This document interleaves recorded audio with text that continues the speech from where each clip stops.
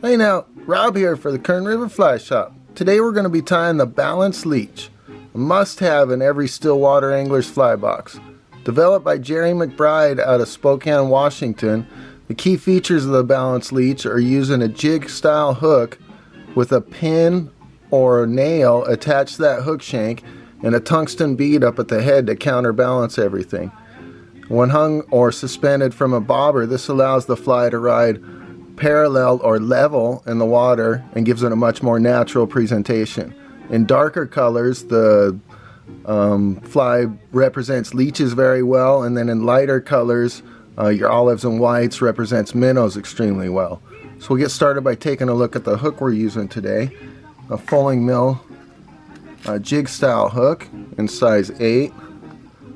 And the reason I like these fulling mill hooks is they're 2x heavy, got a nice wide gape, and then they're barbless too. And the thread we're using is 6/0 uni thread, and we'll attach that to the front of the hook shank.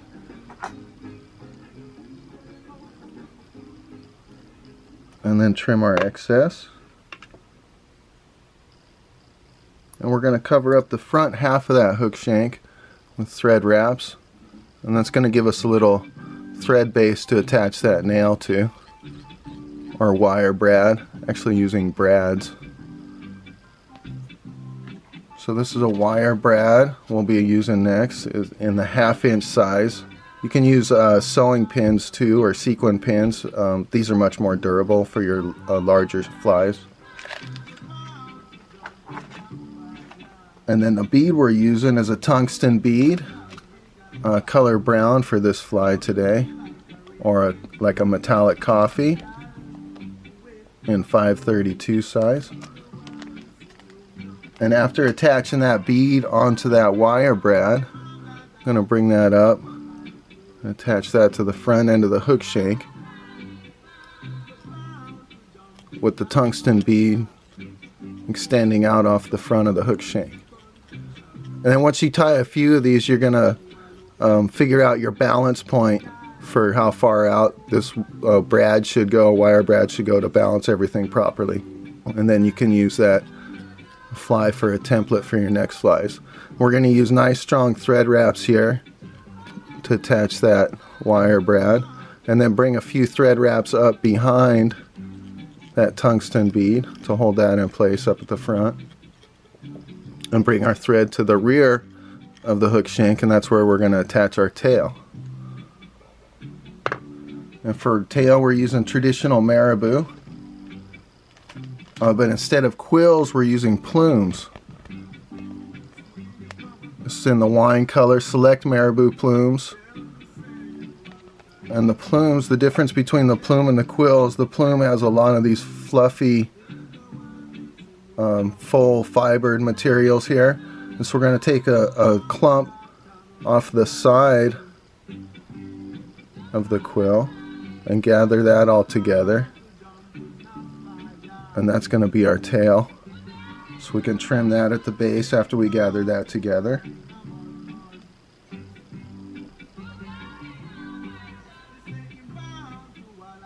And bring that back up for tying in.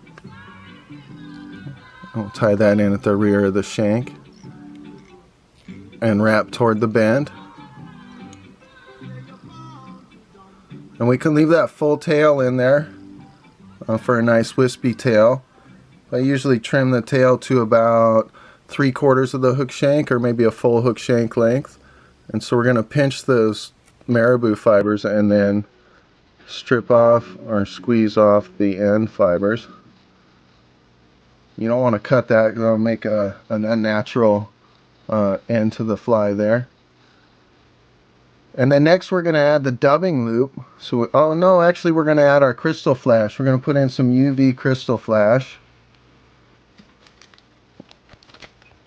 Purple UV crystal flash. And we're going to take about 3 strands of that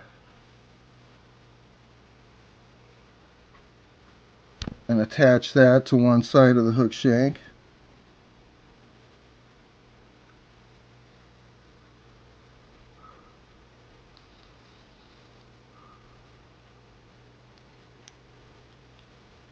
and wrap back. And then trim that at the end of the tail. And then roll our hook over here. And we're going to add 3 more pieces to the other side, on the opposite side of the tail.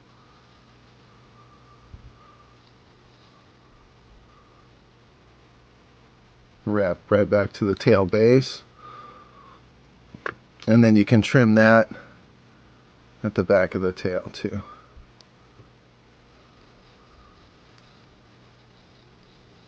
And then next is our dubbing loop here. Now we're on to our dubbing loop. And the material we're using for our dubbing loop is Seal. Really popular material in these Leech patterns. So this is Arizona Seal in the black wine color. And there's all kinds of color combinations available in this Seal. Excellent material. Bear with me a second here. I'm going to slide back the camera so we can get a better look at this dubbing loop that we're going to create. See if we can get some more room. And then we're going to extend our thread out to about 8 or 9 inches and then double over your thread and bring that back up onto the hook and wrap that doubled over thread. So that's creating your dubbing loop there. And then we're going to wrap our thread to the front right behind that tungsten bead and leave that hanging there. And then you can add some dubbing wax here if you like, or you can go without. The dubbing wax just makes it a little bit easier to get that material in there and hold it in place while you're working. We're going to take some of the black wine Seal and strip out some small clumps here. You don't want to make that too thick or add too much. We'll add a series of smaller clumps as we go down our dubbing loop here. Got a little wax on my fingers so the dubbing is actually sticking to my fingertip. There we go. We got a nice full dubbing loop there, but not overdressed like I mentioned. And then we're going to take our dubbing whirler, our little dubbing tool here, and clip that onto the bottom of that little dubbing loop. And once you release that thread, that's going to trap all your fibers there. And the traditional method now is just spinning this by hand, and takes quite a bit of time to spin that around and get a nice dubbing loop created. And what I like to do is a little tip here is to take your scissors and drop that right in the corner of your scissors, drop your thread in there, and then you can just give a whirl, and that's going to quickly spin up that dubbing loop for you. A couple spins and you're done with your dubbing loop. Nice little premium tip for you guys. And then grab some Velcro. I've got it attached to a little tool here. And if you don't have a little tool, you can take a little tongue depressor or popsicle stick and glue on a couple little pieces of Velcro. And then we're going to tease out all those fibers that are in our dubbing loop here. That's going to make a nice full body for us when we wrap it forward. And we're going to come back to our thread up here at the front and add a little half hitch behind that tungsten bead. And there's a little bobbin cradle here. A lot of people don't know what this is for when they first get a vise. So bring your bobbin cradle around, and after you get your half hitch knot in there, that's going to hold your thread up at the front out of the way while we wrap our dubbing loop. And then you can start rotating your vise around if you have a rotary vise. If not, just wrap it by hand. And then we'll do each, as we do the rotary vise, do one wrap of that dubbing loop in front of the last and keep moving forward. And then you can tease it after every couple wraps. You can tease all those fibers back out of the way. Continue wrapping forward.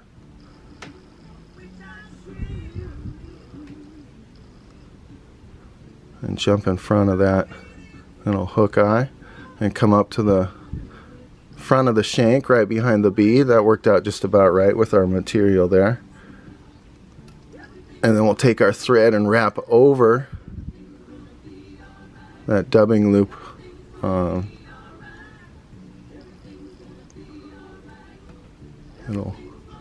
Little thread there. A couple wraps will tie that off, and then we'll trim our excess from the dubbing loop. So we got a nice full body there, and we're gonna sweep back all those fibers and create a little head here, build up our head, and it's gonna secure all that material in place too. And this is one of the reasons why I use the red thread. It creates a nice little added hot spot on these leeches. And then you can finish up here by doing either whip finishes or half hitches. I'm going to do 3 half hitch knots.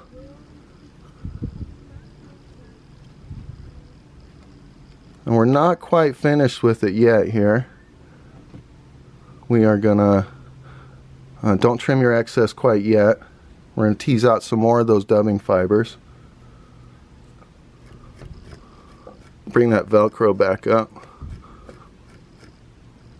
And the reason why I don't like to trim my excess yet is sometimes you catch that thread and it'll pull your knot out. So I'll just keep that knot in place there. And then stroke all those fibers back as you go.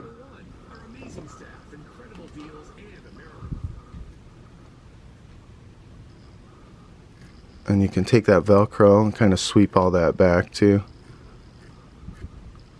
And now we can trim our excess because we got pretty much our finished fly here.